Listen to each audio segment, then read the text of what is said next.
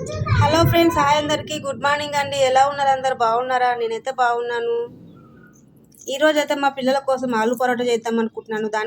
దానికోసం అయితే ముందుగా స్టవ్ మీద కడాయి పెట్టుకొని ఆయిల్ వేసుకొని దాంట్లో జీలకర్ర అయితే వేసుకోవాలి. పచ్చి వాసన పోయే వరకు మాత్రం జీలకర్ర బాగా వేయించుకోవాలి. పచ్చి వాసన పోయిన తర్వాత చిన్నగా కట్ చేసుకున్న పచ్చిమిరపకాయ ముక్కలు వేసుకోవాలి. అవి కూడా మంచిగా వేయించుకోవాలి. నూనెలో బాగా వేయించుకున్న తర్వాత జీలకర్ర పచ్చిమిరపకాయలు వేయించుకున్న తర్వాత నేనైతే దీనికోసం అయితే ముందుగానే ఆలుగడ్డలు 2-3 తీసుకొని ఉడకబెట్టుకున్నా. మెత్తగా ఉడకబెట్టుకున్న తర్వాత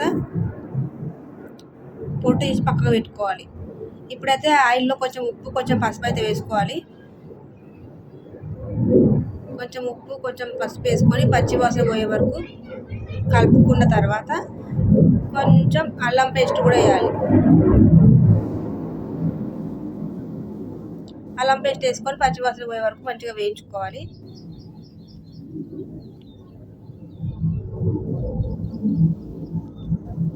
వేయించుకున్న తర్వాత చెప్పిన కదా, నేను 2-3 ఆలుగడ్డలు అయితే ఉడకబెట్టుకున్న తర్వాత పొట్టు తీసుకొని పక్కగా పెట్టుకున్నా.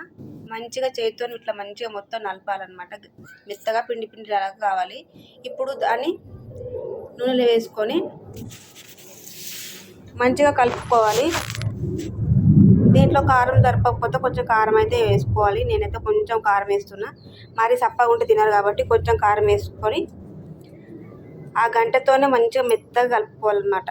అట్లా మనం పిసికితే ముద్ద అయ్యేటట్టు కలుపుకోవాలి. మంచిగా కలుపుకొని పక్కకు పెట్టుకోవాలి. ఆలుగడ్డను మాత్రం పచ్చివాసన పోయే వరకు మొత్తం మంచిగా వేయించుకోవాలి. కొంచెం పచ్చి ఉంటే బాగుండదు కదా. లాస్ట్లో మాత్రం కొంచెం కొత్తిమీర చల్లుకొని దించుకొని పక్కకు పెట్టుకోవాలి.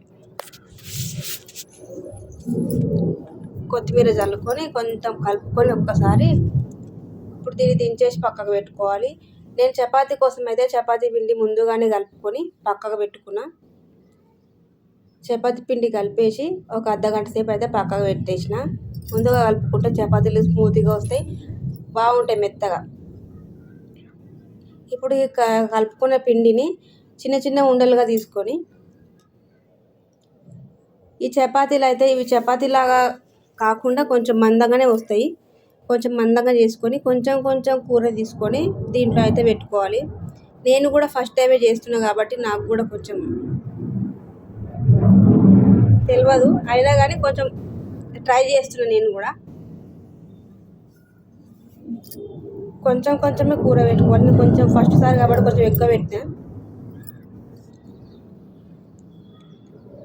అంచులు బయటికి రాకుండా మొత్తం పిండితోని ఆ ముద్దనైతే కప్పేసుకోవాలి.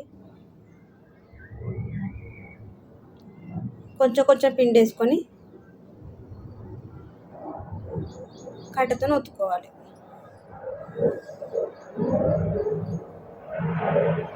కొంచెం కొంచెం పిండి చల్లుకుంటా లోపట కూర బయట రాకుండా మెల్లగా ఒత్తుకోవాలి. ఇవి సన్నగా అయితే ఉంటాయి, చపాతీలాగా అయితే ఉంటాయి, కొంచెం మందంగానే ఉంటాయి. నేను కూడా ఫస్ట్ టైమే చేస్తున్నా, అయినా కానీ బాగానే వచ్చింది నాకైతే. ఇది రెండోది అన్నమాట.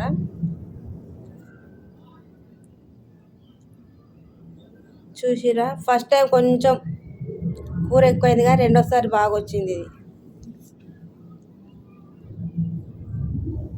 అంచులు మొత్తం మూసేసుకొని కొంచెం పిండి ఉంటే ఎక్కువ పిండి ఉంటే కొంచెం తీసేసుకొని మళ్ళీ కొంచెం పిండి చల్లుకొని మొత్తం ఇప్పుడు కట్టెతో ఒత్తుకోవాలి. ఒకసారి మెల్లగానే ఒత్తుకోవాలి.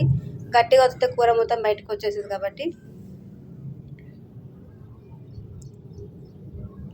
మెల్లగా ఒత్తుకొని ఇట్లా మనకి ఎన్ని కావాలో అన్ని చేసుకొని పక్కకు పెట్టుకోవాలి.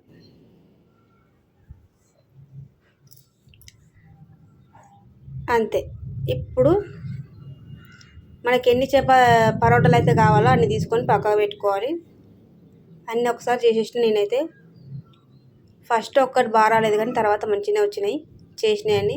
ఇప్పుడైతే స్టవ్ మీద ప్యాన్ పెట్టుకొని అది మొత్తం వేడి అయిన తర్వాతనే ఈ పరోటాలు మొత్తం వేసుకొని కాల్చుకోవాలి. కొంచెం కొంచెం ఆయిల్ వేసుకుంటూ కాల్చుకోవాలి. రెండు పక్కలు దింపుకొని మాడిపోకుండా కాల్చుకోవాలి. కొంచెం ఎక్కువసేపు ఉంచితే కూర కూడా మాడిపోతుంది. కొంచెం చూసుకొని తొందర తీసేయాలి.